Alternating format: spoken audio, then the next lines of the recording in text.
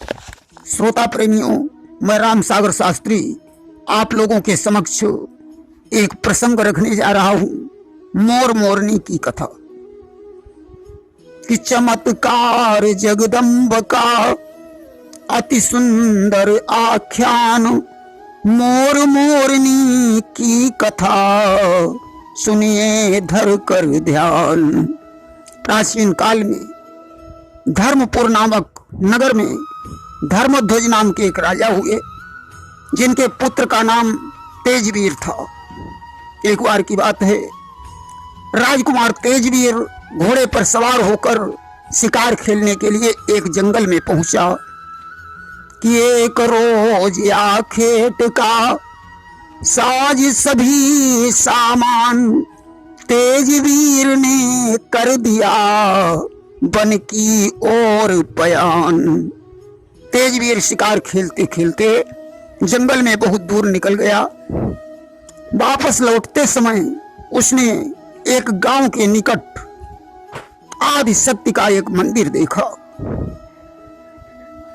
कि लौटते समय उसने देखा मंदिर विशाल एक बना हुआ, झांकी श्री माता रानी की अति सुंदरता से सना हुआ। आज ज्यों उसने मंदिर देखा, घोड़े को एक वृक्ष से बांध दिया और उस मंदिर में पहुंचा। सज्जनों, उस मंदिर में मयूरी नाम की एक कन्या रोज पूजा किया करती थी। जब 5 वर्ष की थी तभी उसे माता रानी से प्रेम हो गया। धीरे धीरे मयूरी जवान हो गई। आज उसकी अवस्था 16 वर्ष की हो गई थी। मयूरी बड़ी सुंदर थी कि उस चंद्र बदन की चंद्र छटा चंद्र को चकित कर जाती थी। उसके उजले मुख की आभा बिजली का मान घटाती थी। आज ज्यों तेजवीर ने उस कन्या को देखा, उसके रूप को देखकर मोहित हो गया। उसने देवी मां से प्रार्थना की कि जय गज बदन खडानन माता, अखिल लोक दामिनी दुति गाता। जय जय गिरिवर राज किशोरी, जय महेश मुख चंद्र चकोरी। देवी पूज पद कमल तुम्हारे, और सुर नर मुनि सब होई सुखारे।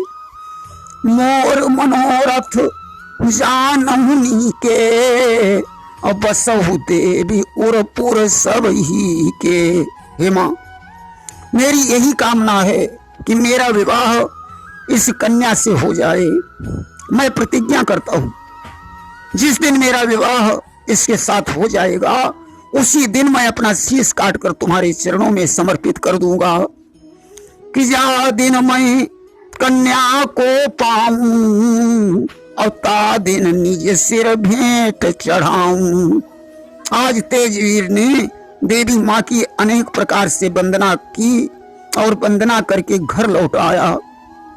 कहा गया है कि दर्द बिरह का है बुरा, देन किसी को राम, चैन नहीं दिल को पड़े, निस दिन आठों याम। तेजवीर ने उस कन्या की याद में खाना पीना छोड़ दिया। राजा धर्मध्वज चिंता में डूब गए।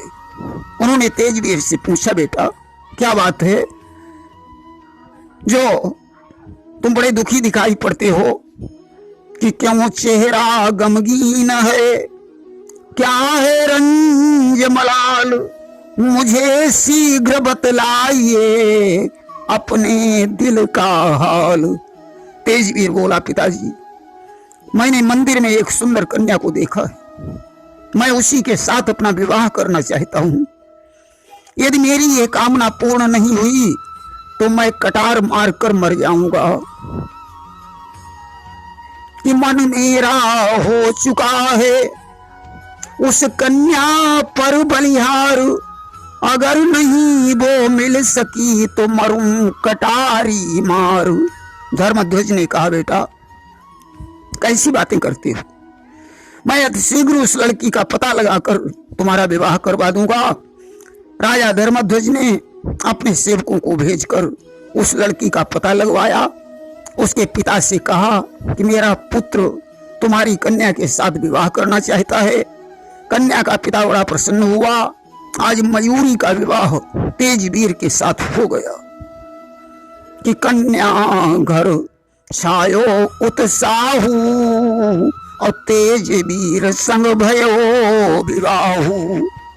आज तेजवीर विदा कराकर अपने घर के लिए चल देता है। अपनी बहन को भेजने के लिए मयूरी का भाई भी साथ में चला कि उन तीनों ने कदम बढ़ाया और चलत चलत मंदिर नियर आया। जब तीनों लोग जा रहे थे तो रास्ते में वही मंदिर पड़ा। धर्मवीर मंदिर के निकट पहुंच गया, परंतु उसने मंदिर के सामने शीश भी नहीं झुकाया।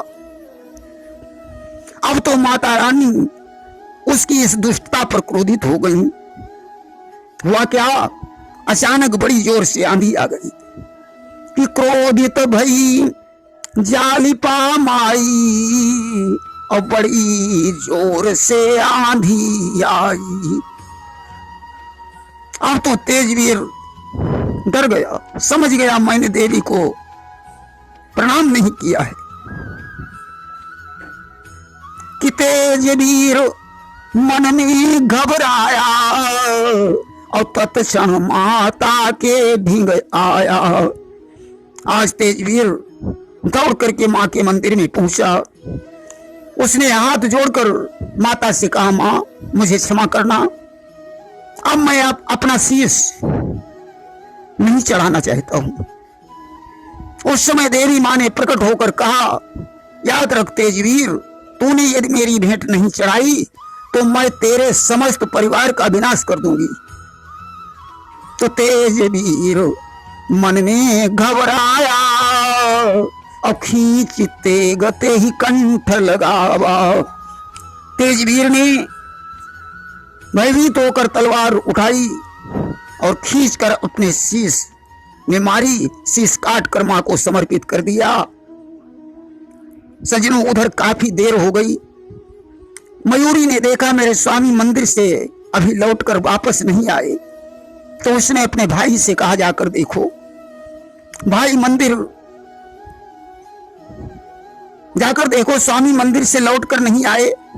तो आज भाई यानी तेजवीर का साला मंदिर में पहुंचा कि कन्या ने भाई को भेजा और खून देखी फट गया कलेजा। जो जाकर उसने मंदिर में खून देखा, अब तो उसका हृदय विदीर्ण हो गया। विचार करता है, यदि मैं यहां से वापस लौटकर अपनी बहन को बताऊंगा तो वह मेरे ऊपर भरोसा नहीं करेगी, खून का इल्जाम मेरे सिर पर आएगा। आज लोक लज्जा के भय से उस कन्या के भाई ने हाथ में तलवार उठाई और अपने गर्दन में मारी। उसका भी प्राणांत हो गया। इधर मयूरी विचार करती है, आखिर क्या कारण है जो भाई भी लौटकर नहीं आया। आज मयूरी ज्यों उस मंदिर के पास पहुंची तो मठ को निहारा जाए, रक्त का पनारा बहे और स्वामी और भाई मठ माही मरे डारे हैं। मयूरी आज देखती है कि भाई और स्वामी दोनों के सिर कटे पड़े हैं। मयूरी आज विलाप करने लगी कि जिय बिनु देह नदी बिनु बारी और तई से नाथ पुरुष बिनु नारी। पत्नी का जीवन उसी तरीके से है जैसे नदी में नाव नहीं, जैसे शरीर में प्राण नहीं। सत्य कहा गया है कि पति बिन सूनी मांग, पुत्र बिन है घर सूना, दो मुक्ति के मार्ग दो बिन है दुख दूना। मयूरी माता से प्रार्थना करने लगी, हे मां, मैंने बचपन से लेकर आज तक तुम्हारी बड़ी सेवा की, और उस सेवा का फल मुझे यह मिला कि बिनती सुनो शारदा माई और इन दो उन कऊ देऊ जियाई। हे मां, मेरी प्रार्थना सुनो, इन दोनों को जीवित कर दो। अरे अभी अभी मेरा विवाह हो गया और अभी अभी मेरी मांग का सिंदूर उजड़ गया। ये कैसी विडंबना है। किसी ने सिंदूर मेरा लिया है, तुमने सोचा विचारा नहीं है। बिन पति के जिंदगी में कैसे, बिन पति के गुजारा नहीं है। आज मयूरी की पुकार सुनकर जगत जननी आदि शक्ति जगदम्बा साक्षात प्रकट हो गई। उन्होंने कहा, बेटी मैं तुम्हारे पति और भाई को जीवित कर दूंगी, तुम इनके शीश धड़ों से जोड़ दो। आज मयूरी ने जल्दी में कुछ ध्यान नहीं दिया तो भाई का सिर उठाया और पति के धड़ में जोड़ दिया, और पति का सिर उठाकर भाई के धड़ में जोड़ दिया। सज्जनों, गड़बड़ हो गया कि जल्दी मां गड़बड़ हुई गए और बदल ही गए धड़ ध्यान न दयऊ। जो शीश धड़ से जोड़े, आज माता रानी की कृपा से ये दोनों जीवित हो गए, परंतु उल्टा हो गया। भाई का धड़, भाई के धड़ में पति का सिर और पति के धड़ में भाई का सिर जुड़ गया। अब तो मयूरी ने देखा, विचार करने लगी, अरे ये क्या हो गया, अब मैं किसे अपना पति समझूं। आज उसने माता रानी से फिर प्रार्थना की, हे मां अब मुझे बताओ मैं किसको अपना पति समझूं। देवी प्रकट हो गई। उन्होंने कहा, पुत्री पहचान तो सिर्फ शीश से होती है, इसलिए जिस धड़ में तुम्हारे पति का शीश जुड़ा है तुम उसी के को अपना पति समझो। मयूरी ने कहा, मां अगर मैं इस बात को मानूं कि पति की पहचान शीश से होती है तो हमारे संतान कैसे उत्पन्न होगी, क्योंकि धड़ तो भाई का है। उस समय भवानी ने हंसकर कहा, बेटी तेरे संतान भोग से नहीं बल्कि योग से होगी, और इस जन्म में नहीं अगले जन्म में तुम अपने शरीरों को छोड़कर मोर मोरनी बनोगे और योग से तुम्हारे संतान उत्पन्न होगी।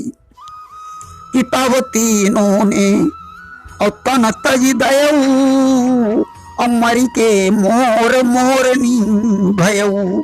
इसके बाद उन तीनों ने अपने शरीर को छोड़ दिया और उन तीन शरीरों से मोर और मोरनी की उत्पत्ति हुई, जिनकी संतान योग से होती है। देखिए, जो नाचता है उसे मोर कहते हैं, उसके मुख से नाचते नाचते जो झाग गिरता है उसे मोरनी खा लेती है और गर्भवती हो जाती है। इस तरीके से योग के द्वारा संतान का जन्म होता है। मोर को राष्ट्रीय पक्षी माना जाता है। भगवान कृष्ण के मस्तक पर मोर का मुकुट शोभा देता है, इसीलिए उन्हें योगी राज कृष्ण कहा जाता है। प्रेम से बोलिए वृंदावन बिहारी लाल की जय।